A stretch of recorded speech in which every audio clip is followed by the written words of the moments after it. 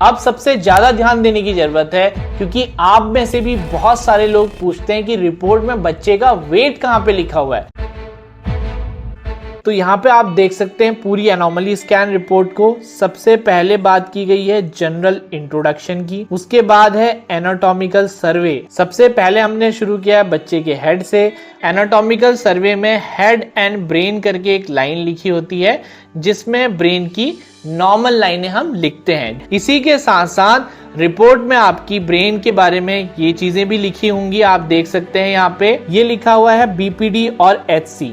तो सिंपल भाषा में अगर समझाऊं तो बीपीडी और एचसी होते हैं सर के नाप। सर की अगर चौड़ाई को नापेंगे उसको बोलते हैं बाइपैराइटल डायमीटर, और सर की अगर गोलाई को नापा जाएगा इस तरीके से, इसको बोलते हैं एचसी यानी कि हेड सर्कमफेरेंस। ये सारी चीजें जो लिखी हुई हैं ये नापी जाती हैं बच्चे के सर में।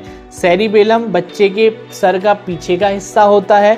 बीओडी मतलब होता है बाई ऑर्बिटल डायमीटर, जो कि यहाँ से यहाँ तक की नाप होती है।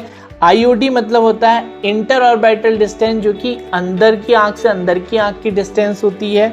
अब यहाँ पे लेटरल वेंट्रिकल लिखा हुआ है, बच्चे में जो थैलियां होती हैं पानी की उनको भी नापा जाता है, इसी को हम बोलते हैं लेटरल वेंट्रिकल।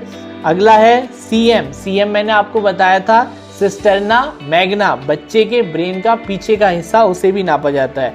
एनएफ, एनएफ का मतलब है जो बच्चे की गर्दन होती है, यहाँ पे एक स्किन होती है जिसको हम बोलते हैं न्यूकल फोल्ड। इस फोल्ड को नापा जाता है। अगर इसकी थिकनेस ज्यादा आती है तो ये क्रोमोसोमल विसंगतियों का एक मार्कर है। उसके बाद हम आ चुके हैं बच्चे के चेहरे से। ये फेस वाला सेक्शन है आपकी रिपोर्ट का।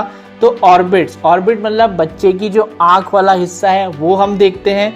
इंटर ऑर्बिटल वही आंखों के बीच की जो डिस्टेंस है अंदर वाली, उसको बोला जाता है। नेजल बोन, यहाँ पे देखिए लिखा हुआ है कि नाक की हड्डी हमें दिख रही है। नोज, नाक, और लिप्स, लिप्स को भी देखा जाता है। अगला लिखा है no evidence of cleft lip, यानी कि बच्चे के जो होंठ है उसमें कोई भी यहाँ पे कट नहीं पड़ा हुआ या ताला नहीं पड़ा हुआ। अगला लिखा है फेशियल प्रोफाइल अपीयर्स नॉर्मल, यानी कि जितनी भी फेस की चीज हमें दिखाई दे रही है वो सही नजर आती है। अगला जो पॉइंट है बच्चे की गर्दन, जिसको हमने नेक के बारे में देखा है। स्पाइन, बच्चे की स्पाइन देखी जाती है, रीढ़ की हड्डी की सही से दिख रही है कि नहीं, और साथ ही साथ जो रीढ़ की हड्डी के ऊपर स्किन होती है उसको भी देखा जाता है। बच्चे का वजन कितना है ये कौन सी लाइन में लिखा है, इसके बारे में भी मैंने आगे जाके बताया हुआ है। चलिए आगे बढ़ते हैं। अगला इंपॉर्टेंट पॉइंट है थोरैक्स, यानी कि छाती का हिस्सा।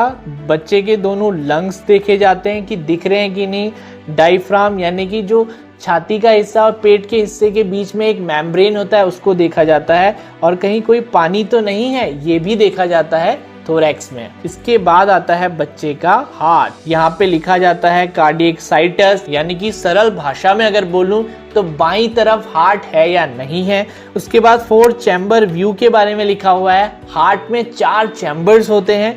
कार्डियक एक्सिस के बारे में लिखा होता है, और साथ ही जो एक 3 वेसल ट्रेकिया व्यू है, यानी कि बच्चे के जो हार्ट से ब्लड की नसें निकल रही हैं उनके बारे में यहाँ पे लिखा गया है। ध्यान रखिएगा ये हार्ट की स्क्रीनिंग की जाती है लेवल 2 स्कैन के दौरान।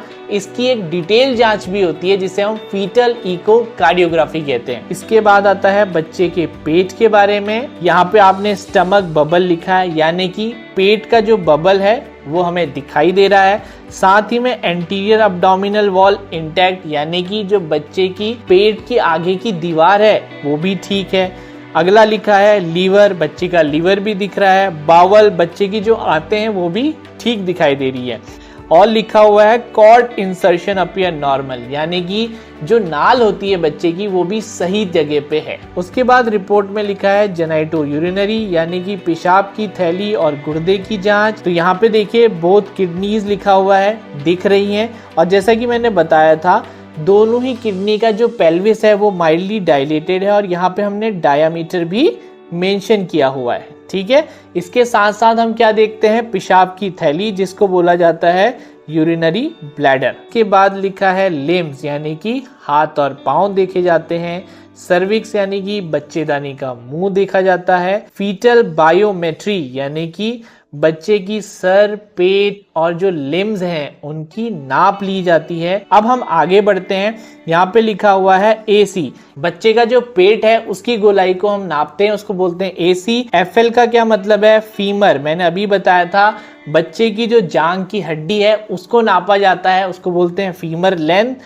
ह्यूमरस मैंने बताया था, ये बाइसेप्स वाली हड्डी को बोलते हैं। इसके बाद यहाँ पे लिखा हुआ है एक अल्ना और रेडियस। अल्ना और रेडियस जो फोराम है इसकी हड्डियों को बोला जाता है।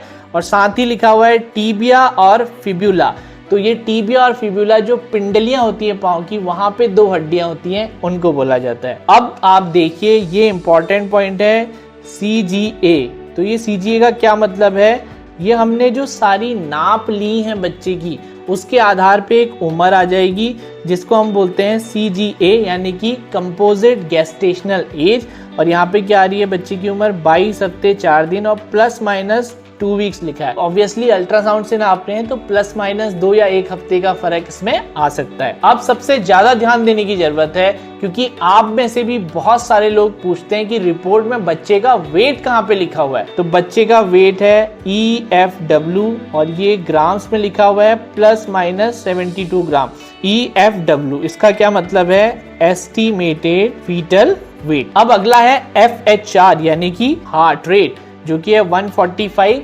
बच्चे में इस दौरान 110 से 160 बीट्स पर मिनट तक की हार्ट रेट नॉर्मल रेंज में मानी जाती है। अब अगला पॉइंट है CSP इंडेक्स। तो ये बच्चे के सर में हम एक नाप लेते हैं जिसके आधार पे बच्चे की सर की विसंगतियों का हमें पता चल सकता है। यहाँ पे लिखा हुआ है डॉपलर यानी कि बच्चे और जो माँ का ब्लड फ्लो प्लेसेंटा तक जा रहा है वो सही है या नहीं है। अब लास्ट में हम पूरी रिपोर्ट को समराइज करके 2 से 3 लाइन में लिख देते हैं।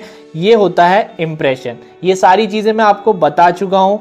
22 हफ्ते 4 दिन बच्चे की उम्र है और ये bilateral mildly dilated renal pelvis, जो किडनी में थोड़ी सी पानी है उसके बारे में लिखा हुआ है। और इसके बाद हम एडवाइस भी देते हैं, जैसे कि इस केस में हम फॉलोअप के लिए बुलाएंगे 4 हफ्ते बाद इस चीज को फिर से देखने के लिए, ये ठीक हुआ है या नहीं हुआ है। इस वीडियो के रिगार्डिंग अगर आपको कोई भी डाउट है या फिर कंफ्यूजन है तो आप कमेंट बॉक्स में लिख सकते हैं। मैं आपका जल्द से जल्द रिप्लाई करने की कोशिश करूंगा। जैसा कि मैं लास्ट में कहता हूँ, stay healthy and stay wealthy because health is real wealth.